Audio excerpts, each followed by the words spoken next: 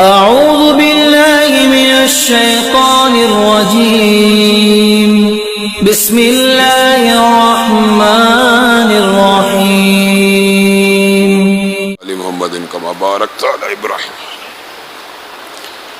إن الحمد لله نحمده ونستعينه ونستغفره ونؤمن به ونتوكل عليه ونعوذ بالله من شرور أنفسنا ومن سيئات أعمالنا من يهده الله فلا مضل له ومن يضلل فلا هادي له وأشهد أن لا إله إلا الله وأشهد أن محمدا عبده ورسوله أما بعد فإن خير الحديث كتاب الله وخير الهدي هدي محمد صلى الله عليه وسلم وشر الأمور محدثاتها وكل محدثة بدعة وكل بدعة ضلالة وكل ضلالة في النار أعوذ بالله من الشيطان الرجيم فأما من أعطى واتقى وصدق بالحسنى فسنيسره لليسرى۔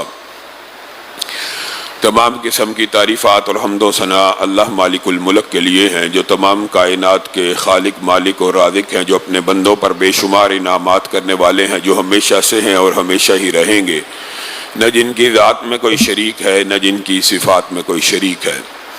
حمد و ثنا کے بعد لاکھوں کروڑوں درود و سلام ہو اس ہستی اقدس و مقدس پر کہ جن کا نام نامی اور اسم گرامی حضرت محمد الرسول اللہ صلی اللہ علیہ وآلہ وسلم ہے، جنہیں تمام کائنات کا ہادی، رہنما، مقتدی، پیشوا، رہبر، امام بنا کر بھیجا گیا، اور جن کے قلب اطہر پر اللہ رب العزت نے اپنی آخری کتاب حمید کو نازل فرمایا۔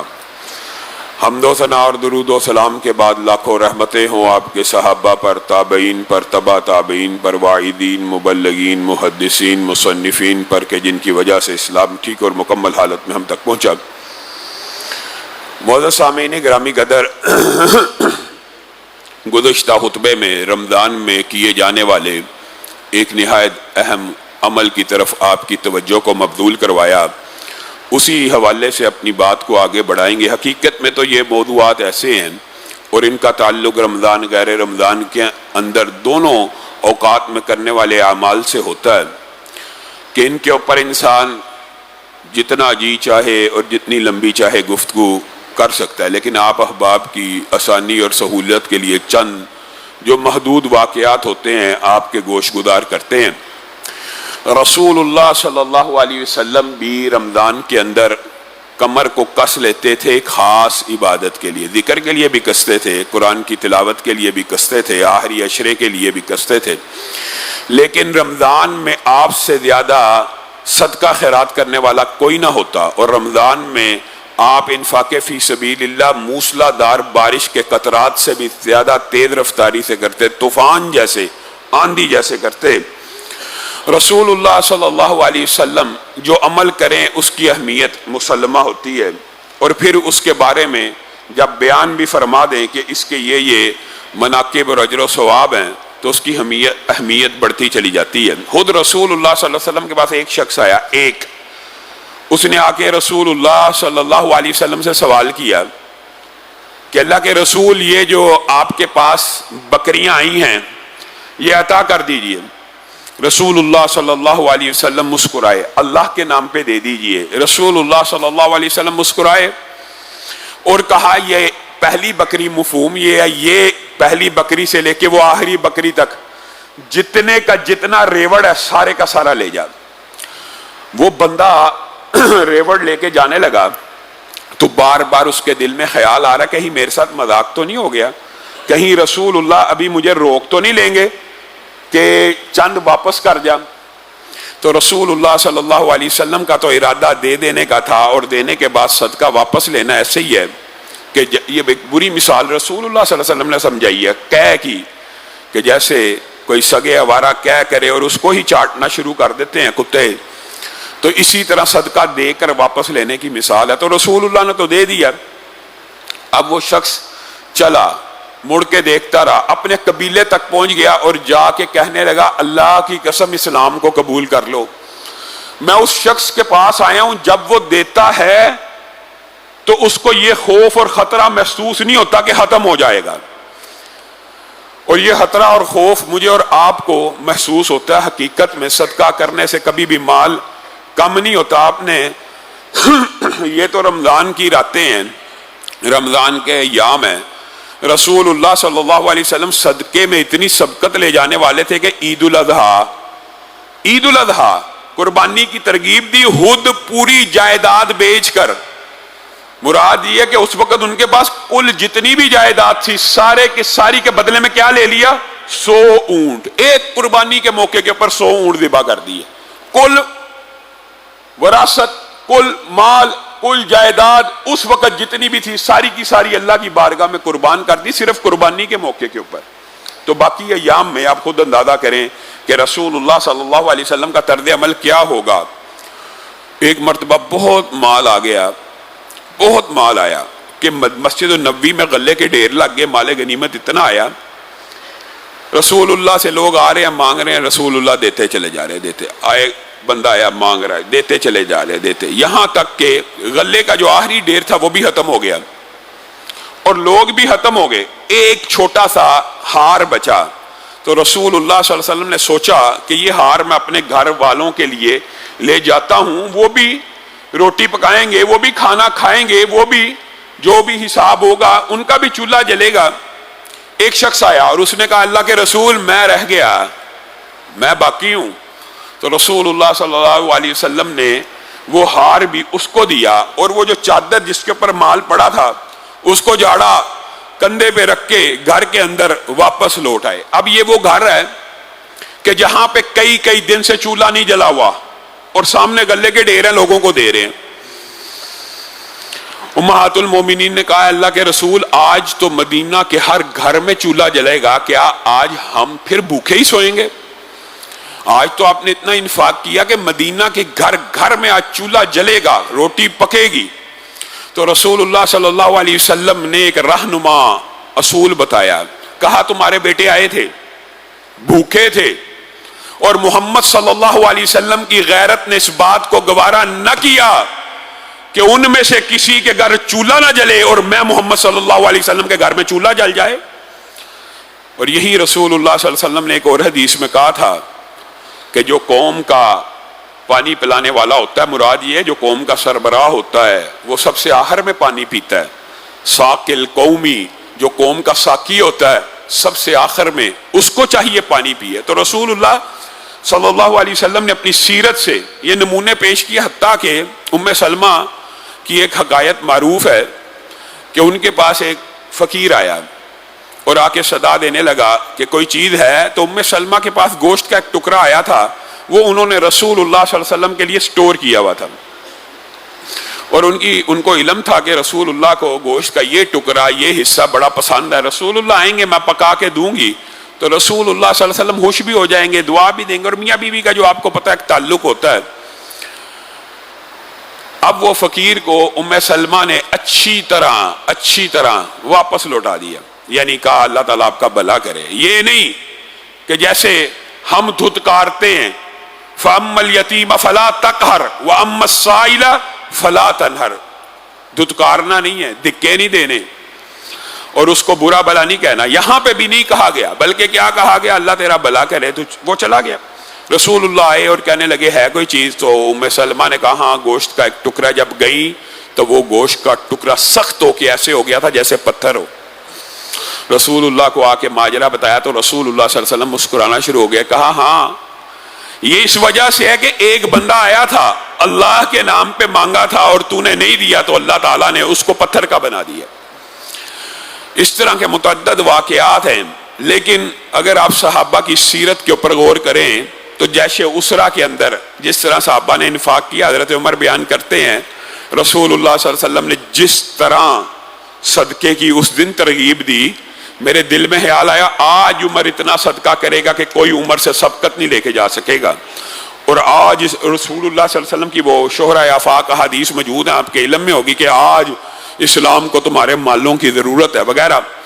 تو حضرت عمر تیزی سے جذبات کو لیے وہ گھر میں گئے، ساری جائیداد کل سامان کو اکٹھا کیا، کل سامان کا جائزہ لینے کے بعد آدھا سامان لے کے رسول اللہ صلی اللہ علیہ وسلم کی بارگاہ میں پیش ہو گئے، اور دل میں یہ خواہش ہے کہ آج اس سے بڑا صدقہ کون کر سکتا ہے کوئی ہم میں سے جو 50% اپنے مال کا اپنی جائیداد کا اللہ کے راہ میں دے دے؟ کوئی بھی نہیں ہوگا، شاید کوئی ہو جس کو اللہ تعالیٰ نے توفیق دی ہو، 50% لے کے مال رسول اللہ کی بارگاہ میں آ گئی، اور خواہش ہے اور دل میں یہ اطمینان ہے کہ آج مجھ سے آگے کوئی نہیں نکل سکے گا۔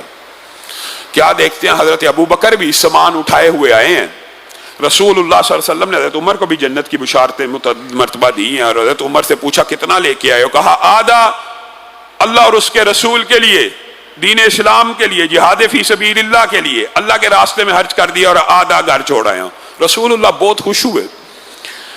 ابو بکر سامان لے کے آئے تو رسول اللہ صلی اللہ علیہ وسلم نے پوچھا آپ کتنا لے کے آئے ہیں؟ تو ابو بکر نے کہا گھر میں کل جو جمع پونجی تھی سب کو جھاڑو لگا کے اکٹھا کر کے لے آیا ہوں۔ گھر کیا چھوڑ کے آئے ہو؟ اللہ اور اس کے رسول کی محبت کو گھر میں چھوڑ کے آئے ہوں، کل جائیداد اسلام کے لیے لے کے حاضر ہو گیا ہوں۔ حضرت عمر کہتے ہیں اللہ کی قسم یہ وہ دن تھا کہ دل میں پھر ابو بکر سے مسابقت کا کبھی خیال آیا ہی نہیں۔ اس سے پہلے دل میں آتا تھا کہ نیکی میں آگے بڑھ جائیں، لیکن اب یہ وہ دن تھا کہ صحابہ کو بھی سمجھ آ گئی کہ یہ وہ وَسَيُجَنَّبُهَا الْأَتْقَى الَّذِي يُؤْتِي مَالَهُ يَتَزَكَّى وَمَا لِأَحَدٍ عِندَهُ مِن نِعْمَةٍ تُجْزَى إِلَّا ابْتِغَاءَ وَجْهِ رَبِّهِ الْأَعْلَى وَلَسَوْفَ يَرْضَى وَسَيُجَنَّبُهَا الْأَتْقَى۔ اللہ تعالیٰ نے اول یہ آیتیں حضرت ابو بکر میں ایک تفسیر میں تھا وَسَيُجَنَّبُهَا الْأَتْقَى، تم میں جو سب سے زیادہ متقی ہے وہ کون ہے؟ ابو بکر ہے۔ ان قریب اللہ تعالیٰ اس کو آگ سے بچا لے گا، اتنا دے گا کہ اللہ اس کو راضی کر دے گا۔ اور اسی کے اوپر بس نہیں ہے، اللہ تعالیٰ نے یہ صفت بھی بیان کی، اور پھر یہ بات یاد رکھیے کہ یہ آیت عمومی بھی ہے۔ وَسَيُجَنَّبُهَا الْأَتْقَى الَّذِي يُؤْتِي مَالَهُ، اللہ تعالیٰ کے نزدیک سب سے بڑا متقی۔ تو قرآن کی یہ تفسیر بھی موجود ہے۔ تفسیر جو ہوتی ہے دائمی بھی ہوتی ہے، ایک شان نزول کے تحت بھی ہوتی ہے، ایک ابدی ہوتی ہے جو آپ کے اور میرے لیے۔ وَسَيُجَنَّبُهَا الْأَتْقَى، تم میں سے سب سے زیادہ متقی وہ ہے، اور سب سے زیادہ اللہ جسے آگ سے بچائے گا وہ ہوگا جو اللہ کے راستے میں مال دے گا۔ اور اس مال دینے کی غرض و غایت کیا ہوگی؟ اللہ کی رضا ہوگی۔ جب وہ کوئی بندہ بھی 1 روپیہ ہی کیوں نہ ہو، 1000 ہی کیوں نہ ہو، 100 ہی کیوں نہ ہو، صرف اللہ کو راضی کرنے کے لیے، کسی بندے کو نہیں، کسی خطیب کو نہیں، کسی مولوی کو نہیں، کسی دوست کو نہیں، کسی رشتہ دار کو نہیں، کسی اپنے احباب کو راضی کرنے کے لیے نہیں، خالص اللہ کو راضی کرنے کے لیے 1000 بھی دے گا۔ وَلَسَوْفَ يَرْضَى، اللہ بھی کل قیامت کے دن اس کو راضی کرے گا۔ یہ کیسے ہو سکتا ہے؟ تو اللہ کو راضی کرنے کے لیے 1000 دے رہا ہے، اللہ تعالیٰ تجھے اس کے بدلے میں راضی نہ کرے؟ یہ ممکن نہیں ہے، یہ ممکن ہی نہیں ہے۔ اسی لیے اللہ رب العزت نے یہ بھی کہہ دیا فَأَمَّا مَنْ أَعْطَى وَاتَّقَى وَصَدَّقَ بِالْحُسْنَى فَسَنُيَسِّرُهُ لِلْيُسْرَى، جو اللہ کے راستے میں دے گا اللہ تعالیٰ آسانیاں پیدا کرے گا، ہر مشکل میں سے، ہر مصیبت میں سے، ہر پریشانی میں سے، ہر آنے والی بلا سے، اس ساری کی ساری ازمائشوں کو ٹال کے اس کے لیے رستہ آسان کر دے گا۔ وَأَمَّا مَنْ بَخِلَ وَاسْتَغْنَى وَكَذَّبَ بِالْحُسْنَى فَسَنُيَسِّرُهُ لِلْعُسْرَى، جو ہاتھ کو روک لے گا، سوچتا رہے گا یہ بھی خرچہ ہے، وہ بھی خرچہ ہے، یہ کام بھی کرنا ہے، وہ کام بھی کرنا ہے، اس کے ہاتھوں کو مزید تنگ کر دیا جائے گا، اس کے لیے مشکلات کو بڑھا دیا جائے گا، اس کے دل کو بھی تنگ کر دیا جائے گا، اس کے لیے ہر مصیبت، پریشانی اور آفت سے نکلنے کے راستے مسدود کر دیے جائیں گے۔ یہ قرآن پاک کے اندر میں نے آپ کو پچھلے جمعے میں بتایا تھا، نفلی عبادات میں سے 2 عبادات ہیں کہ ذکر اور ایک انفاق فی سبیل اللہ، جن کو نہ کرنے پہ بھی عقاب اور وعیدیں موجود ہیں، اور یہ اپنی طرف سے نہیں ہے، یہ قرآن پاک کی آیات ہیں، وعیدیں موجود ہیں۔ فَلَقْتَحَمَ الْعَقَبَةَ وَمَا أَدْرَاكَ مَا الْعَقَبَةُ فَكُّ رَقَبَةٍ أَوْ إِطْعَامٌ فِي يَوْمٍ ذِي مَسْغَبَةٍ یتیماً ذا مقربہ او مسکیناً ذا متربہ۔ تو کہتا ہے میرا مال ہلاک ہو گیا، میرا مال برباد ہو گیا، اور تو نیکی کے گھاٹی پہ چڑھا ہے، تو نیکی کے رستے پہ چڑھا ہے، چلا بھی ہے، تجھے کیا پتا نیکی کی گھاٹی کیا؟ فَكُّ رَقَبَةٍ، کسی مقروض کا قرضہ ادا کر دینا، کسی یتیم کی مدد کر دینا، کسی مسکین کے منہ میں 2 نوالے ڈال دینا۔ وَأَمَّا إِذَا مَا ابْتَلَاهُ فَقَدَرَ عَلَيْهِ رِزْقَهُ فَيَقُولُ رَبِّي أَهَانَنِ، جب ان کا رزق تنگ کر دیا جاتا ہے ہاتھوں کو باندھ دیا جاتا ہے، کہتے ہیں اللہ تعالیٰ نے ہماری اہانت کی ہے، توہین کی، اللہ نے ہم سے رزق روک دیا، ہمارا کیا قصور ہے، کافروں کو اللہ نے دیا وہ ہمیں نہیں اللہ دیتا. یہ باتیں کرتے ہو کہ نہیں؟ اللہ تعالیٰ نے ان باتوں کا ذکر قرآن پاک میں کر دیا ہے. کلا بل لا تکرمون الیتیم ولا تحاضون علی طعام المسکین. آپ ہیں، اللہ تعالیٰ نے رزق تنگ نہیں کیا، آپ یتیموں کی تکریم نہیں کرتے، آپ مسکینوں کو کھانا نہیں کھلاتے. وَتَأْكُلُونَ التُّرَاثَ أَكْلًا لَمًّا وَتُحِبُّونَ الْمَالَ حُبًّا جَمًّا. آپ مال کو ایسے جمع کرتے ہیں جیسے سارا اپنے ساتھ ہی لے جانا ہے، آپ کا ہی ہے، پورے کا پورا آپ نہیں کھا جانا ہے. اور اس مفہوم کی بھی آیات متعدد ہیں. مالوں کو گنتے ہیں اور سوچتے ہیں کہ یہ مال ہمیشہ رہ جانا ہے. میرے بھائیوں، رسول اللہ صلی اللہ علیہ وسلم نے اسی لیے کہا تھا، اللہ کی قسم اسی لیے کہا تھا، اپنی صحت میں، جوانی میں، اور اس وقت صدقے کا 1 دینار، 1 روپیہ جس وقت انسان کو ضرورت ہو کہ میرے بچے ہیں، گھر کا بل ہے، گھر کی گروسری آنی ہے، گھر کا سامان آنا ہے، صحت بھی موجود ہے، صحت موجود ہوتی ہے، بیماریوں کے لیے بینک اکاؤنٹس بھرے جا رہے ہوتے ہیں کہ مشکل وقت آئے گا، یہ مشکل کے وقت کے لیے ہم نے سیو کیا ہے. رسول اللہ صلی اللہ علیہ وسلم نے فرمایا جس وقت انسان پوری صحت میں ہو، جوانی میں ہو اور مال کی ضرورت ہو، اس وقت صدقہ کرے. اس کا 1 روپیہ، 1 دینار اس وقت صدقہ کرنا بڑھاپے میں موت کے قریب آ کے 1000 دینار سے زیادہ بہتر ہے، 1000 دینار سے زیادہ بہتر ہے. بلکہ حقیقت یہی ہے. قرآن پاک کی جو آیات آپ جانتے ہیں کہ جس وقت موت کی پہلی گھاٹی آئی، سب سے پہلے خواہش کیا ہوگی؟ اللہ واپس لوٹا، میں صدقہ کروں. پہلی ہوش یہ آنی، او ہو اتنا مال کمایا تھا، وہ سارے ہی بیوی بچوں کے لیے چھوڑے ہیں، پتہ نہیں انہوں نے اب صدقہ میرے لیے کرنا ہے یا نہیں کرنا. تو اللہ چند سیکنڈ کی مہلت دے دے، واپس جاؤں اور صدقہ کر کے آ جاؤں، صرف چند سیکنڈ کی. یہ تو مرنے کے بعد کی خواہش ہے. پہلی خواہش قرآن پاک میں جو مذکور ہے، مرتے ہی ہر بندے کی یہ خواہش ہوگی. جو صدقہ کرتے ہوں گے ان کی بھی یہ خواہش ہوگی صدقے کی نعمتیں دیکھ کے کہ کاش کچھ اور صدقہ کر آتے. مفہوم یہ ہے. اب حدیث سے یہ بات پتہ چلتی ہے کہ وہ تو موت کے بعد کی خواہش ہے. رسول اللہ صلی اللہ علیہ وسلم کی حدیث کا مفہوم تو یہ ہے اس وقت صدقہ کرنا جس وقت جان کنی کا عالم ہو. اللہ کو پسند نہیں ہے، رسول اللہ صلی اللہ علیہ وسلم کو پسند نہیں ہے. کیونکہ رسول اللہ صلی اللہ علیہ وسلم نے کہا جس وقت بستر مرگ پہ پڑے ہو اور وصیتیں کرنا شروع کر دو کہ یہ مال اب فلاں نیکی کے کام میں لگا دو، اب فلاں نیکی کے کام میں لگا دو، یہ اللہ کو بھی مطلوب نہیں ہے، یہ رسول اللہ کو بھی مطلوب نہیں ہے. کیونکہ اس وقت یہ اعلانات تمہارے وارثوں کے دلوں کو تنگ کرنے والے ہیں. اب تو مال ان کا ہو چکا، اب تو تم جا رہے ہو، اب ان کے لیے اللہ نے باقی رکھا ہے. وہ دیکھے گا اللہ کہ وہ اعمال کیسے کرتے ہیں. اگر تو نے کرنا تھا تو اپنی زندگی میں کر دیتا. اور آپ کو حضرت عمر کے واقعے کے بعد اسی جیش اسرا کا حضرت عثمان کا دلچسپ واقعہ آپ سب نے سنا ہوا ہے. ایک ہی موقع کے اوپر رسول اللہ نے کہا کون ہے جو 100 اونٹ دے گا؟ کہا عثمان. میں اس کو جنت کی بشارت دیتا ہوں جو 100 اونٹ اسلامی لشکر کو دیتا ہے. رسول اللہ صلی اللہ علیہ وسلم خوشی سے کھلکھلا اٹھے کہ میں نے 100 اونٹوں کا وعدہ کیا، ایک نہیں دے دی ہے. عثمان تجھے جنت کی بشارت ہو. پھر اعلان کیا اب کون 100 اونٹ دے گا؟ عثمان کھڑے ہو گئے، میں دوں گا، جنت ملے گی، تجھے جنت کی بشارت ہو. پھر اعلان کیا رسول اللہ نے کون ہے جو اب 100 اونٹ دے گا، اس کو بھی جنت کی بشارت ہو. پھر عثمان کھڑے ہوئے، 7 مرتبہ اعلان کیا، 7 مرتبہ حضرت عثمان کھڑے ہوئے. 700 اونٹ ریکوائرڈ تھے، رسول اللہ نے 7 مرتبہ اعلان کیا، 7 مرتبہ عثمان کھڑے ہوئے. رسول اللہ نے 7 مرتبہ ایک ہی موقع کے اوپر ان کو جنت کی بشارت دی. اور بعض بدبخت ان کے بارے میں بھی ہرزہ سرائی کرتے ہیں. پھر رسول اللہ صلی اللہ علیہ وسلم نے اعلان کیا دیناروں کا کہ کون ہے جو دینار دے گا. حضرت عثمان پھر آگے بڑے، تھیلی دیناروں کی بھر کے رسول اللہ کے ہاتھ میں دے دی. رسول اللہ ان دیناروں کو ٹٹول رہے ہیں، ایسے اپنے ہاتھ سے کھیل رہے ہیں، جیسے ادھر سے ادھر، ادھر سے ادھر ٹٹول رہے ہیں. اور ایک الفاظ کہے جو حضرت عثمان کی اور صدقہ کرنے والوں کے لیے بہت طمانینت قلب کا ذریعہ، ما ذربنا فانا ما عمل بعد اليوم.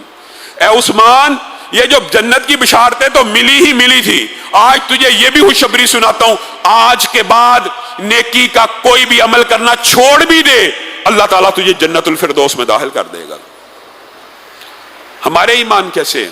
ایک صحابی پوری جائیداد، ایک صحابی آدھی جائیداد، ایک صحابی اپنی جائیداد کا ایک بڑا حصہ، لن تنالوا البر حتى تنفقوا مما تحبون، جب یہ آیت نازل ہوئی ابو طلحہ انصاری نے کہا اچھا یہ آیت تو بڑی عجیب اللہ تعالیٰ نے نازل کر دی ہے کہ تم نیکی کو اس وقت تک نہیں پہنچ سکتے جب تک اپنی پسندیدہ چیز بھی انفاق نہ کرو۔ نیکی کی یہاں مراد تھا نیکی کی معراج۔ ہاں اضافی مال صدقہ کرنا چاہیے کرنا چاہیے کرنا چاہیے، لیکن کسی دن وہ بھی صدقہ کرنا چاہیے جو تمہیں سب سے زیادہ پسند ہے۔ غور کرو، تمہیں اور مجھے، کہنے والے کو اور سننے والوں کو سب سے زیادہ پسند اپنے گھر میں کیا ہے؟ کسی کو روپیہ پسند ہوتا ہے، کسی کو جائیداد پسند ہوتی ہے، کسی کو کوئی مال، اپنی دکان، کسی کو پراپرٹی، کسی کو گاڑی، کسی کو، ہر ایک کی اپنا اپنا ذوق ہوتا ہے، کسی کو اپنے کپڑے، گھڑیاں، جوتے، اس قسم کی چیزیں بھی زیادہ مرغوب ہوتی ہیں۔ تو اللہ تعالیٰ نے بنیادی طور پہ اللہ تعالیٰ کو کوانٹٹی بھی نہیں چاہیے، کوانٹٹی کا اجر و ثواب ہے، لیکن اللہ کو کبھی کوالٹی بھی چاہیے۔ کوالٹی کی یہ آیت ہے کہ تم نیکی کی معراج پہ اس وقت تک نہیں، صدقے کے اصل برکات باقی کے بھی ہیں لیکن اصل برکات اور فیوز اس وقت حاصل ہوں گے جس دن تم اپنی وہ پسندیدہ شے اللہ کے راستے میں خرچ کر دو گے جو تمہیں بڑی پسند ہے۔ جیسے عورتوں کو سونا اور زیورات بڑے پسند ہوتے ہیں، حضرت ابو طلحہ اس آیت کو سوچ رہے ہیں اور اللہ کا جو آرڈر ہے اس کو سمجھ گئے اور سوچنے لگے، کہا مجھے تو میرا فلاں باغ سب سے زیادہ محبوب ہے۔ گویا آج اللہ تعالیٰ نے محبوب چیز کی قربانی مانگی، سیدھا رسول اللہ کی بارگاہ میں گئے، کہا اللہ تعالیٰ نے یہ آیت نازل کی ہے، ابو طلحہ انصاری کا یہ باغ ہے، اللہ کے راستے میں وقف کرتا ہوں۔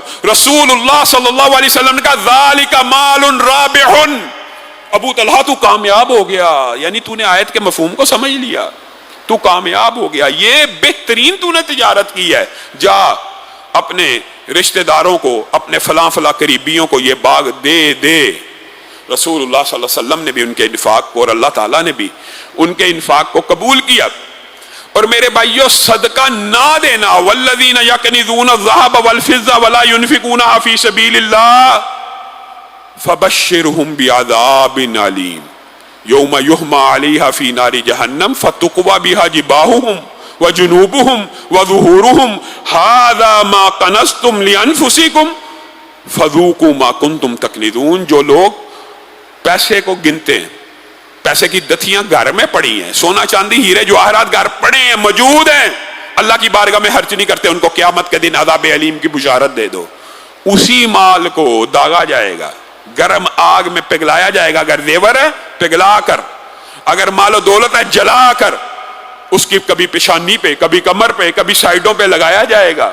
اور اسی لیے حدیث میں آتا ہے کہ مال گنجے سانپ کی صورت اختیار کرے گا، ڈس لے گا، اور جہنم کا سانپ، اللہ تعالی ہم سب کو محفوظ رکھے، وہ صرف زمین پہ آ کے سانس لے لے، کاٹے نہ، صرف اس زمین پہ آ کے سانس لے لے تو قیامت تک زمین پہ سبزہ نہ ہو، وہ اس کے اوپر مسلط کر دیا جائے گا اور اس کو کاٹتا ہی رہے گا۔ اور امام ذہبی نے ایک عجیب و غریب واقعہ نقل کیا ہے، آپ نے یہ واقعہ بھی ذہن میں رکھنا۔ عجیب و غریب نہ دینے کے حوالے سے آئیے، ایک تو ہے دینے کے اجر و ثواب، ایک ہے نہ دینے کا عقاب، وہ بھی قرآن پاک میں متعدد جگہ پہ ہے، پچھلے خطبے میں بھی چند باتیں رکھی تھی۔ امام ذہبی کہتے ہیں ایک شخص مسلمان عجمی ملک میں چلا گیا، اس کی وہاں پہ ڈیتھ ہوگی، اس کے بیوی بچے، وہ کماتا تھا، ڈیتھ ہوگی، مقروض ہو گئے، واقعہ مختصر کرتا ہوں، تو بالکل ہی جتنا مال دولت تھا ختم ہو گیا۔ تو عجم ہے، تو عجم میں مسلمان بھی تھے اور مجوسی بھی تھے، تو وہ عورت بالکل بھوک سے ستائی ہوئی اور بچوں کو، یتیم بچوں کو اٹھائے ہوئے بستی کے مسلمان عالم کے پاس گئی اور کہنے لگی اس اللہ کے نام پہ دے جس نے تجھے اسلام کی ہدایت دی، وغیرہ جو مانگنے کا طریقہ ہوتا ہے۔ میں عزت دار خاتون ہوں، میرا خاوند امیر تھا، اللہ تعالیٰ نے پانسا پلٹا، نعمتوں کو ختم کیا، آج مجبور ہوں، فاقے چل رہے ہیں، بچے بھوکے ہیں۔ عجم تھا نا، تو عالم نے کہا کہ تو مسلمان ہے، پہلے اس بات کا ثبوت دے کہ تو مسلمان ہے۔ یہاں پہ اللہ کے نام پہ مانگنے والے کے حوالے سے بات یہ سمجھنے کی ضرورت ہے کہ جب اللہ کے نام پہ مانگ لیا پھر زیادہ باس پرس اور تفتیش کی بھی اللہ کے نام پہ اگر اللہ کو راضی کرنے کے لیے دینا ہے تو ہاں مستحق کو دینا چاہیے، یہ بھی حدیث سے ثابت ہے، لیکن اتنی تفتیش کرنا کہ ایک عورت پردے میں آ رہی ہے، باحجاب ہے، آپ کے پاس آئی ہے ایک غیر اسلامی ملک میں، آپ کے پاس آ کے آپ سے اپیل کر رہی ہے تو مسلمان ہی ہوگی۔ اس نے کہا آپ اپنے اسلام کا ثبوت دو، تو عورت کو شرم آ گئی کہ اس کو میں نے مانگا ہے اور یہ میرے اسلام کا ثبوت مانگنا شروع ہو گیا، اس بات سے تعلق کیا ہے، چلی گئی۔ بادل نے ہاستہ مجوسی جو اس علاقے کا اس وقت ضامن تھا اس کے پاس پہنچ گئی اور کہنے لگی اس رب کے نام پہ دے جس نے تجھے اور مجھے پیدا کیا ہے۔ اس نے اس کا بڑا اکرام کیا اور اس کو کھانا دیا اور اپنے گھر میں لٹایا۔ اب اسی رات اس عالم کو خواب آئی قیامت قائم ہو گئی ہے۔ امام ذہبی نے یہ واقعہ نقل کیا، قیامت قائم ہو گئی، اس عالم کو خواب آئی اور وہ ساری عمر یہ خواب سناتا رہا لوگوں کی اصلاح کے لیے کہ قیامت قائم ہو گئی ہے، اور رسول اللہ صلی اللہ علیہ وسلم کی بارگاہ میں کھڑا ہے، حالات بہت نہ گفتہ بے ہیں، گھبراہٹ ہے۔ رسول اللہ صلی اللہ علیہ وسلم اس عالم کو مخاطب ہو کے کہتے ہیں وہ ایک محل جنت میں ایک موحد کے لیے میں نے اللہ رب العزت سے کہہ کے تیار کروایا ہے۔ اور بعض روایات میں یہ الفاظ ہیں اللہ نے ایک توحید پرست کے لیے اتنا عظیم الشان جنت میں ایک محل قائم کیا ہے، تو وہ عالم دین رسول اللہ کو کہتا ہوں میں توحید پرست ہوں، میں عالم ہوں، اے اللہ کے رسول یہ محل اس کی کنجیاں میرے حوالے کر دیجئے۔ تو رسول اللہ صلی اللہ علیہ وسلم نے اس کو کہا تیرے پاس ایک عورت آئی تھی، بھوکی تھی، پیاسی تھی، اس نے جو اس سے مانگا تھا تو تو نے اس سے اس کے اسلام کی دلیل پوچھی تھی، آج مجھ سے یہ محل مانگتا ہے، میں تجھ سے تیرے اسلام کی دلیل پوچھتا ہوں۔ وہ عالم ہڑبڑا کے اٹھ گیا، دوڑا، بھاگا، وہ عورت کو تلاش کیا، پتہ لگا وہ جو مجوسی ضامن ہے اس کے گھر میں ہے، ادھر پہنچا، اس کو کہا اللہ کے لیے ان عورتوں اور بچوں کو میرے ساتھ روانہ کرو، ساری عمر ان کی کفالت کروں گا۔ کہا یہ نہیں ہو سکتا، کہا 1000 دینار لے لو، کہا تجھے کیا پتا ان کی کیا برکتیں ہیں، جس وقت یہ عورت مجھ سے مانگ رہی تھی اور مجھے کہہ رہی تھی میں نے اس کو اپنے گھر میں جگہ دی، تو اتنا عرصہ ہمارے ساتھ رہا، کبھی میرے پاس آیا اسلام کی دعوت لے کر؟ اس عورت نے مجھے اسی رات اسلام کی دعوت دی، کل ہی رات، اور کہا اللہ تعالیٰ نے آپ کے دل کو نرم بنایا ہے، ایک ہمارا خالق مالک ہے، اس کی رضا کے لیے انفاق فی سبیل اللہ کیجئے، یہ لوگوں کے لیے انسانیت کی بجائے اللہ کے لیے کرنا چاہیے۔ کہا میں نے رات ہی کو کلمہ پڑھا اور مجھے خواب آئی کہ رسول اللہ صلی اللہ علیہ وسلم نے مجھے کہا جنت میں ایک عظیم الشان محل ایک توحید پرست کے لیے تیار کیا گیا ہے۔ میں نے رسول اللہ کو کہا وہ کون ہے؟ کہا یہ لے اس محل کی چابیاں۔ ایک انفاق فی سبیل اللہ کئی مرتبہ انسان کی ہدایت کا، اسلام کی قبولیت کا، جنت میں داخلے کا سبب بن جاتا ہے۔ آپ نے وہ واقعہ آپ کے سامنے پہلے بھی 1-2 مرتبہ رکھ چکا، وہ واقعہ بھول گئے جس کے اندر ایک شخص کو یہ تو حالیہ واقعہ ہے، چلو یہ امام ذہبی کا کچھ دیر پرانا واقعہ ہے، یہ تو ہماری زندگی عصر حاضر کا واقعہ، عصر حاضر کا۔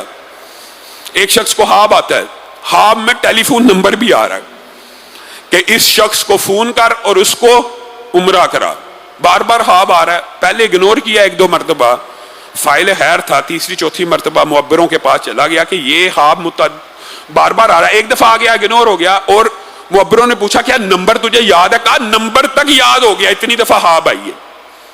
کہا پھر ڈائل کر اور اس کو عمرہ کرا، یہی اللہ تعالیٰ تجھ سے ریکوائرڈ کر رہا ہے، چاہتا ہے۔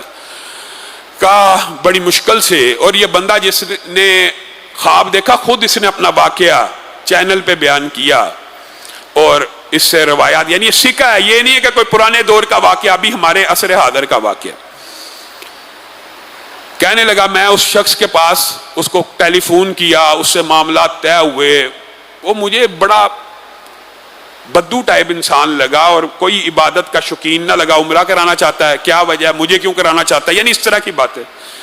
تو مجھ سے کہتا شرائط رکھنے لگا، اچھا عمرہ کرانا چاہتا ہے، پھر مجھے تجھے یہ گاڑی بھیجنی پڑے گی، فلاں ہوٹل میں رکھنا پڑے گا، یہ کرنا پڑے گا، وہ کرنا، کہتا جو وہ کہتا گیا میں نے اس کی ساری شرائط مان لی، اس کے ساتھ عمرہ کر کے اس کو کروا کے عمرے سے نکل رہا ہوں۔ تو مجھے کہتا ہے جب سے پیدا ہوا ہوں خانہ کعبہ میں نہیں آیا. عرب میں رہتا ہوں, سعودی عرب میں رہتا ہوں, جب سے پیدا ہوا ہوں خانہ کعبہ میں نہیں آیا. آج آیا ہوں تو جانے سے پہلے اللہ کو 2 سجدے کرنا چاہتا ہوں, 2 رکعت نماز پڑھنا چاہتا ہوں. کہا 2 رکعت نماز کو قائم کیا, آخری سجدے میں پہنچا, سجدے سے سر نہیں اٹھا رہا, سجدے سے سر نہیں اٹھا. بہت دیر گزر گئی, ہلایا, روح پرواز کر چکی ہے. پہلی دفعہ خانہ کعبہ میں آیا, پہلی دفعہ, پہلا ہی عمرہ کیا. دوسری رکعت میں روح کو پرواز کر دیا گیا, روح کو قبض کر لیا گیا. بندہ سمجھ گیا, اچھا یہ ساری اس وجہ سے مجھے خواب آتا تھا کہ اللہ تعالیٰ اس کو سجدے میں اس کی روح کو قبض کرنا چاہتا تھا, اور اللہ تعالیٰ نے اس کی موت کا وقت خانہ کعبہ کے اندر مقرر کیا تھا. کہا اب میرے دل میں یہ خیال پیدا ہوا, یہ بندہ کون ہے, یہ کیسا پہنچا ہوا. کہا پتہ کیا, علاقے میں گیا اس کے گھر کے, انہوں نے کہا کوئی حاجی نمازی پکا اتنا زیادہ وہ نہیں تھا, یعنی یہ نہیں کہ عبادت گزار جیسے معروف ہوتے ہیں کہ نمازیں اور مسجدوں میں, بلکہ سگریٹ وغیرہ بھی پی لیا کرتا تھا. لیکن اس کی ایک خوبی ہے, وہ تجھے اس کی ہمسائی بیان کر سکتی ہے. اس سے جا کے پوچھ, ہم نے اپنی زندگی میں دیکھا ہے کہ اس کی ہمسائے میں ایک بیوہ رہتی تھی, جب اپنے گھر کھانا لے کے آتا تھا ان یتیم بچوں کے لیے بھی لے کے آتا تھا. جب اپنے گھر کھانا لاتا تھا ان یتیم بچوں کے لیے بھی لاتا تھا. اس عورت کے پاس پہنچا, کہا ماں جی مجھے بتائیے اس بندے میں کیا ایسی خوبی تھی کہ اللہ تعالیٰ نے حالت احرام میں سجدے کے عالم میں اس کی روح کو قبض کیا. کہا ہاں بیٹا بات یہ ہے کہ جس وقت اپنے گھر میں جب سے میں زندہ ہوں کھانا لایا ہے, اگر اپنے بچوں کے لیے ایک جوس کا پیکٹ بھی لایا ہے تو ساتھ میں میرے یتیم بچوں کے لیے 2 جوس کے پیکٹ لایا ہے. دال لے کے آیا میرے گھر میں بھی دی ہے, چاول لایا میرے گھر میں بھی دی ہے. تو میں اللہ رب العزت سے یہ دعا کیا کرتی تھی, اللہ اس کا خاتمہ بالخیر فرما. اس عورت نے اپنا بتایا, لیکن معاشرے کے اندر بتائیے وہ جو حدیث اب آپ کی سمجھ میں آئی ہے کہ نہیں, کہ رسول اللہ جنت میں داخل ہو رہے ہیں, ایک بندہ ساتھ رسول اللہ کے داخل ہونے کی کوشش کر رہا ہے. رسول اللہ نے کہا تو کون ہے, تیرا کیا, میرے ایسے ہی لگ رہا ہے جیسے میرے بالکل ہی ساتھ تو جنت میں داخل ہوتا چلا جا رہا ہے. کہا رسول اللہ صلی اللہ علیہ وسلم میں وہ ہوں جو زندگی کے اندر یتیموں کی کفالت کیا کرتا تھا, یتیم بچوں کے سر کے اوپر ہاتھ رکھا کرتا تھا. اب بتائیے یتیم بچوں کے سر پہ ہاتھ رکھنے والا یا ان کو کھانا کھلانے والا کل قیامت کے دن رسول اللہ کے ہمراہ جنت میں داخل ہو رہا ہے. رسول اللہ نے اشارہ بھی کر کے بتایا تھا, میں اور یتیم کی کفالت کرنے والا, میں اور یتیم کی کفالت کرنے والا. یہ 2 انگلیاں جیسے ملی ہوئی آپ کو نظر آ رہی ہیں, 2 انگلیوں کو بلائیے, کتنا کو فاصلہ, کوئی فاصلہ نظر آتا ہے؟ کوئی فاصلہ نہیں. میں اور یتیم کی کفالت کرنے والا جنت میں ایسے ہوں گے. ہم نے اس صدقے کو بہت چھوٹی عبادت, یہ صدقہ بنیادی طور پہ یہ رمضان اس ٹریننگ کا حصہ ہے. ہم یہ سمجھتے ہیں کہ یہ رمضان 2.5% زکوٰۃ دینے کا مہینہ ہے. ہاں 2.5% زکوٰۃ دینے کا مہینہ ہے, لیکن صحابہ کا طرز عمل اور رسول اللہ کی ٹریننگ اس مہینے میں 2.5% کی نہیں ہے, اس سے بڑھ کے انفاق کرنے کی ہے. ایک صحابی کل جائیداد کر رہا ہے, ایک جائیداد کا بڑا حصہ کر رہا ہے, ایک جائیداد کا نصف حصہ کر رہا ہے, اور یہ 2.5% کے اوپر سے کرنے سے انسان کے اوپر سے عذاب ٹل جاتا ہے. الحمدللہ عذاب ٹل جاتا ہے, فرض ادا ہو جاتا ہے. لیکن جو صدقے کے فیوض و برکات ہیں وہ کما حق حاصل نہیں ہوتے جیسے حدیث میں آتا ہے. اچھا یہ تو آپ نے حضرت ابو بکر کا سن لیا 100% کا, حضرت عمر کا 50% کا, حضرت عثمان کا مال کا ایک بہت بڑے حصے کا. آپ کے ذہن سے وہ حدیث نکل گئی کہ ایک بندے نے بادلوں سے آواز سنی, بادلوں سے, اس کی حدیقت فلان, فلاں بندے کے کھیت میں جا کے پانی, بادل میں سے آواز آ رہی ہے فلاں بندے کی کھیتی میں جا کے پانی لگا. بندہ بادل کے تعاقب میں چل پڑا, یہ میں نے کیا آواز سنی ہے, یہ کیسے ہو سکتا ہے. دیکھا بادل چلتا جا رہا ہے, وہ بھی چلتا جا رہا ہے. ایک جگہ آگی بالکل صحرا ہے, ارد گرد کوئی کھیتی نہیں, لیکن اس صحرا کے درمیان میں ایک باغ ہے, اس کی فصل لہلہا رہی ہے. بندہ ایک ادھر کام کر رہا ہے اور اتنے توکل اور یقین کے ساتھ کر رہا ہے کہ پانی کا کوئی انتظام نہیں, لیکن پانیوں کی نالیاں بنا رہا ہے, پانیوں کی نالیاں بنا رہا ہے کہ ابھی جیسے پانی آنے والا ہے. کچھ دیر گزری، بادل کا وہ ٹکڑا عین اس کھیت کے اوپر پہنچا اور پورے پانی کو برسا کے آگے چل دیا۔ اب میں بندے کے پاس پہنچا، ہے بندے مجھے اپنا کوئی عمل بتا، میں نے بادلوں سے فرشتوں کی آواز سنی ہے کہ تیرے باغ میں پانی برسا۔ اس بندے نے کہا اچھا اگر تو نے پوچھ ہی لی ہے تو یہاں پہ ارد گرد پانی کے کنویں موجود نہیں ہیں، لوگ فصل اگانے کی کوشش کرتے ہیں، فصلیں نہیں ہوتی۔ میں نے اللہ کے ساتھ ایک ایگریمنٹ کیا ہوا ہے، اللہ کے ساتھ ایک وعدہ کیا ہوا ہے، میں اپنی کل جو آمدن ہوتی ہے، کل جو اخراجات اس باغ کے اوپر لگتے ہیں، ان کے 3 حصے کرتا ہوں، اللہ کا نام لے کے دانے کو بوتا ہوں، 3 حصے کرتا ہوں۔ پہلے وہ 3 حصے سن لیجئے کہ ایک حصہ جب بھی فصل کاٹتا ہوں دوبارہ اس کے بیج کے لیے، اس کی کھیتی کے لیے، اس فصل اور اس کھیت کے ٹکڑے کے لیے رکھ لیتا ہوں۔ دوسرا اپنے اور اپنے گھر کی ضرورت محدود جتنی ہے، وہ لگیری نہیں، پوری کرنے کے لیے رکھ لیتا ہوں۔ اور تیسری اللہ رب العزت کی بارگاہ میں صدقہ کر دیتا ہوں 33%۔ 50-100 کے تو آپ نے واقعات سن لیے، یہ 33% کی بات ہو رہی ہے۔ 33% اللہ کی بارگاہ میں صدقہ کر دیتا ہوں۔ پھر ہوتا یہ ہے کہ اللہ کا نام لے کے بیج کو بوتا ہوں، ارد گرد کسی کی فصل نہیں ہے، اللہ کا نام لے کے بوتا ہوں، اور جب پانی دینے کا وقت آتا ہے نالیوں کو سینچتا ہوں، کھالیوں کو کھینچتا ہوں، اور اللہ کو کہتا ہوں اللہ اس جائیداد میں، اس پیداوار میں تیرا بھی 33% حصہ ہے۔ اللہ تعالیٰ آسمان سے ایک بادل بھیجتا ہے، ارد گرد ہر جگہ صحرا ہے، لیکن میری کھیتی ایک دفعہ بھی ایسا نہ ہوا کہ سیراب نہ ہوئی ہو۔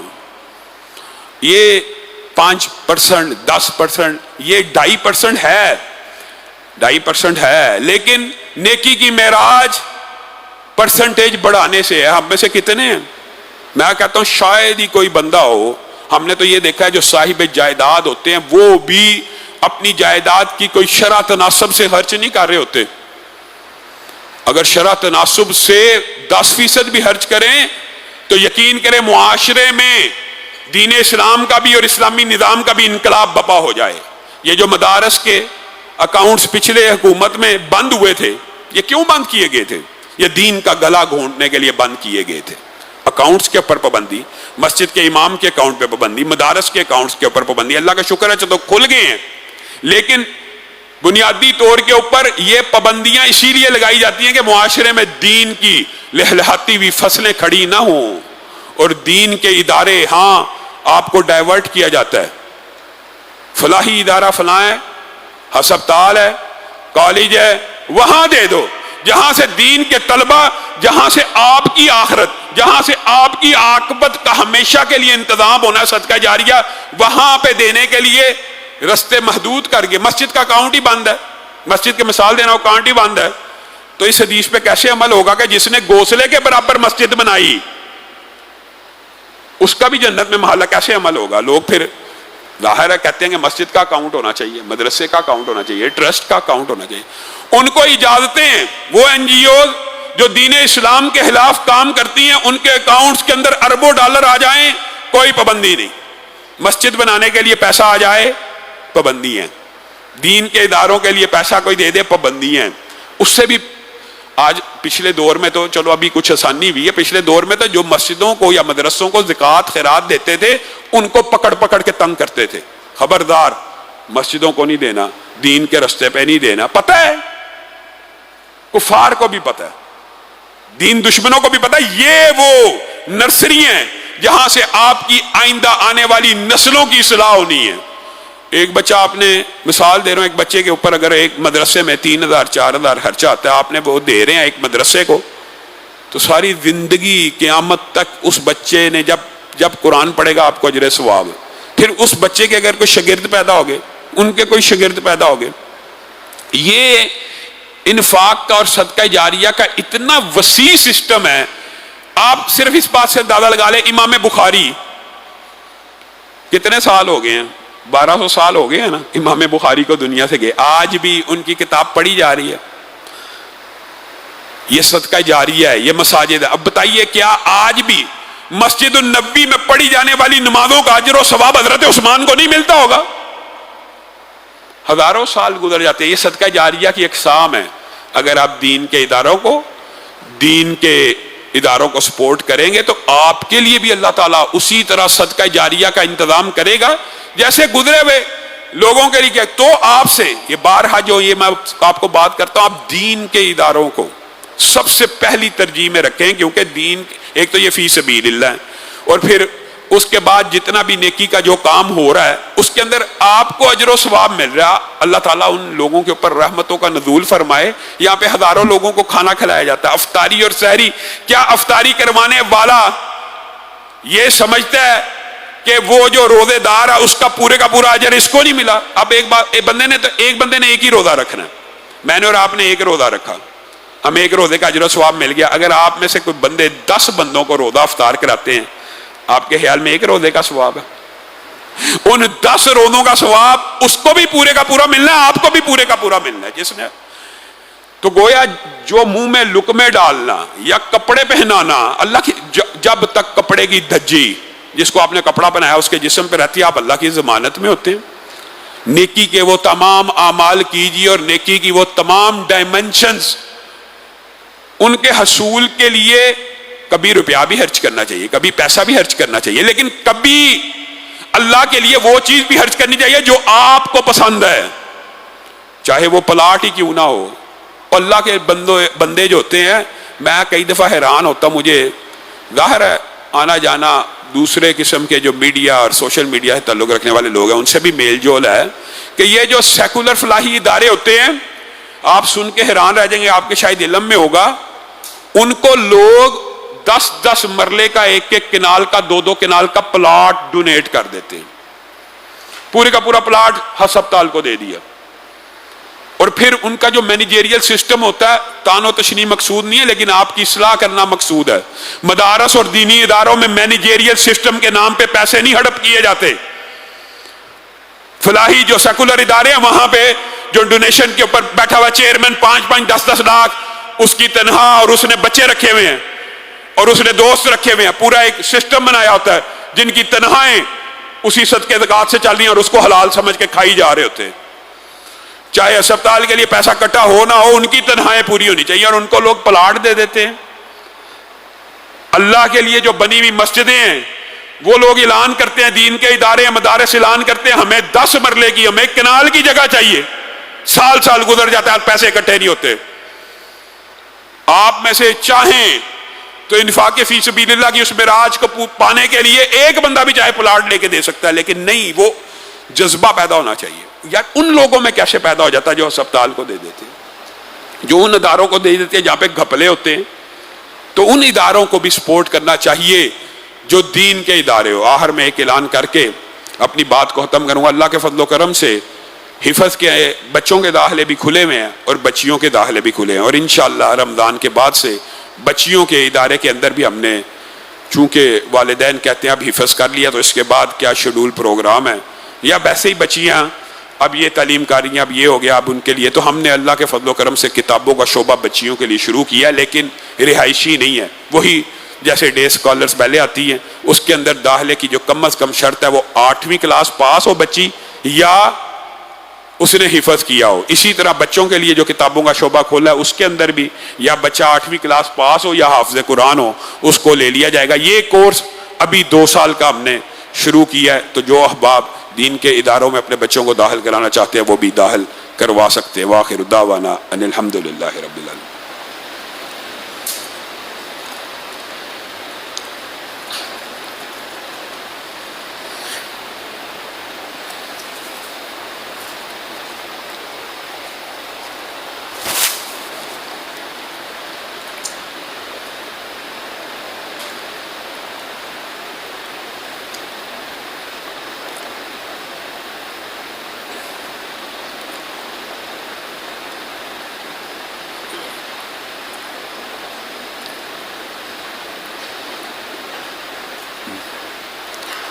ان الحمد لله نحمده ونستعينه ونستغفره ونؤمن به ونتوكل عليه ونعوذ بالله من شرور انفسنا ومن سيئات اعمالنا من يهده الله فلا مضل له ومن يضلل فلا هادي له واشهد ان لا اله الا الله واشهد ان محمدا عبده ورسوله اما بعد فان خير الحديث كتاب الله وخير الهدي هدي محمد صلى الله عليه وسلم وشر الامور محدثاتها وكل محدثة بدعة وكل بدعة ضلالة وكل ضلالة في النار۔ معزز سامعین گرامی قدر، بہت سے سوالات زکوٰۃ کے حوالے سے لوگوں نے پوچھے، مختصر اور جامع اور نہایت مختصر وقت میں اس کا جواب دوں گا۔ ایک بات یاد رکھ لیجئے، جتنا مال نقدی کی صورت میں، نقدی میں یا مال تجارت کی صورت میں، مال تجارت ہو یا نقدی ہو، اس کے اوپر 2.5% زکوٰۃ ہے۔ یہ بات تو آپ کے علم میں پہلے سے موجود ہوگی۔ اور ایسی فصل جو اللہ تعالیٰ بارش سے سیراب کرتا ہے، اس کے اوپر عشر ہے، 10% ہے۔ اور ایسی فصل جو آپ ٹیوبویل سے سیراب کرتے ہیں، اس کے اوپر 20واں حصہ یعنی 5% ہے۔ یہ بات سمجھ لیں، 20 سے مراد 5%، 2.5، 5 اور 10% یہ زکوٰۃ کا نصاب ہے اموال کے اندر۔ اور وہ جو ذمہ دار طبقے کے لوگ ہیں، ان کو پتا کہ 650 کے حساب سے یعنی کلو کے حساب سے جب فصل ہو جائے تو اس کے بعد تقریباً آج کل کے دور کے مطابق تو اس کے بعد جو ہے وہ عشر نکالنا پڑتا ہے، یا اب اگر ٹیوبویل سے چلتی ہے تو 5% نکالنا پڑتا ہے۔ 650 کلو اگر فصل 1 ایکڑ سے ہو جائے تو یعنی جب پیداوار کل 650 کلو ہو جائے تو پھر وہاں سے یہ ایک الگ سسٹم ہے جو ذمہ داروں کے حوالے سے۔ ہمارے جو شہری علاقے کے لوگ ہیں وہ جو سوالات پوچھتے ہیں، ان میں سے ایک بہت اہم سوال ہے، اور یہ بات آپ نے سمجھ کے جانی ہے کہ ایک شخص نے پلاٹ خریدا ہے اور پلاٹ بیچنے کی نیت سے خریدا ہے، بیچنے کی نیت سے یا اس نیت سے بھی خریدا میں اس کے اوپر گھر بنا کے بیچوں گا، اس پورے کے پورے پلاٹ کے اوپر زکوٰۃ ہے، کیونکہ یہ مال تجارت ہے۔ یہ بات ذہن میں رکھیں، لوگوں کو اس بات کا آئیڈیا ہی نہیں، بارہا سوال اور بارہا مسئلہ کلیئر کرنے کے باوجود اس میں پھنسے رہتے ہیں۔ جو پلاٹ آپ نے اپنے گھر بنانے کے لیے لیا، ذاتی گھر بنانے کے لیے لیا، اس کے اوپر زکوٰۃ نہیں ہے۔ بیچنے کے لیے لیا، لوگوں کا گھر بنا کے سیل کرنے کے لیے، اس پورے کے پورے پلاٹ کے اوپر زکوٰۃ ہے۔ ایک گھر آپ نے بنایا کرائے پہ دینے کے لیے، ایک دکان آپ نے خریدی بیچنے کے لیے، اس پوری کی پوری دکان کی مالیت کے اوپر زکوٰۃ ہے۔ ایک دکان یا ایک گھر آپ نے بنایا کرائے پہ دینے کے لیے، اس کرائے کے پورے سال کے کرائے کے اوپر زکوٰۃ ہے۔ یہ بات سمجھ لیجئے، یہ ایسے ہی ہے جیسے حدیث سے یہ مسئلہ مستنبط ہے۔ سمجھانے کے لیے کہتا ہوں کہ ایک بندہ بھینسیں بیچتا ہے تو بھینس کے اوپر زکوٰۃ ہے، ایک بندہ اس کا دودھ بیچتا ہے تو بھینس کے اوپر زکوٰۃ ہوگی نہیں، دودھ کے اوپر زکوٰۃ ہوگی۔ تو کرائے کی جو جتنی بھی پراپرٹی ہوتی ہے ان کے کرائے پہ زکوٰۃ ہوتی ہے۔ تو کرائے کے حوالے سے اگر بات سمجھ آ جائے تو جتنے بھی آپ کے کارخانے ہیں جہاں پہ مشینری لگی ہے، اس مشینری کی پروڈکشن، اس مشینری کی کمائی پہ زکوٰۃ ہے، اس مشین کی راس کے اوپر زکوٰۃ نہیں ہے۔ لیکن اس کا مطلب یہ نہیں ہوتا کہ دکان کے اندر جو مال پڑا ہے، دکان کے اندر کئی دفعہ لوگ سمجھتے ہیں جی 1 سال میں اتنی سیل ہوئی، اتنا نقد آیا، آج بینک بیلنس میں 1 کروڑ روپیہ 2.5 لاکھ زکوٰۃ ہے۔ دکان کے اندر اگر 3 کروڑ کا مال پڑا، مال تجارت جو تو نے فروخت کرنا، یہ بھی تیری سیونگ ہے، یہ بھی تیری راس ہے، سیونگ نہ بھی ہوئی ہے، تیرا سرمایہ ہے۔ زکوٰۃ کے حوالے سے 3 باتیں یاد رکھیں، ایک نقد، ایک سیونگ، ایک مال تجارت، ان تینوں کے اوپر زکوٰۃ ہوتی ہے۔ کیش ان ہینڈ سب سے آسان طریقہ ہے جو ہمارے کاروباری فیملیز کے اندر اختیار کیا جاتا ہے کہ 1 رمضان کو حساب لگایا جاتا ہے ٹوٹل کیش ان ہینڈ کتنا، ٹوٹل قابل فروخت مال کتنا۔ قابل فروخت مال، میرے بھائیو اللہ سے ڈر جاؤ، قابل فروخت مال کی زکوٰۃ ہے۔ قابل فروخت جو بھی مال ہے، پلاٹ ہے، کالونیاں، لوگ کہتے ہیں جی لاما صاحب ہمارے تو سینکڑوں پلاٹ ہیں، تو بھائی اللہ نہیں دیے ہیں، سینکڑوں پلاٹ ہیں، قابل فروخت ہیں، جی ہاں، تو ان کی زکوٰۃ دینی ہے۔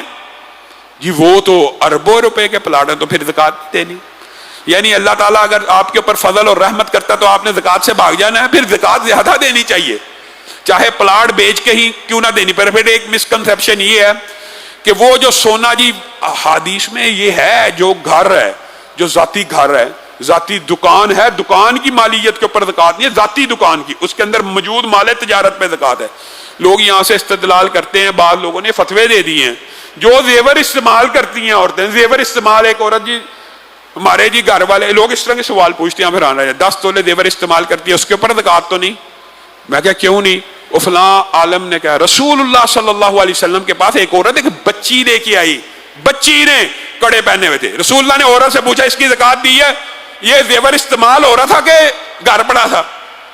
استعمال شدہ زیورات، استعمال جو بھی بندہ زیور کر رہا ہو یا گھر کے لاکر میں پڑا ہو، سارے کے سارے زیور کے اوپر زکات ہے۔ یہ کسی نے کہہ دیا کہ زیور بھی سارا استعمال میں لے آؤ، پھر زکات سے بچنے کے لیے عجیب و غریب ہیلے بہانے۔ میرے پاس جی، میں آپ کو ایکچوئل واقعات بتا رہا ہوں جو ہمارے سے لوگ پوچھتے، میرے پاس جی 70 تولے سونا ہے، ان کو کہا جاتا پھر دیں زکات۔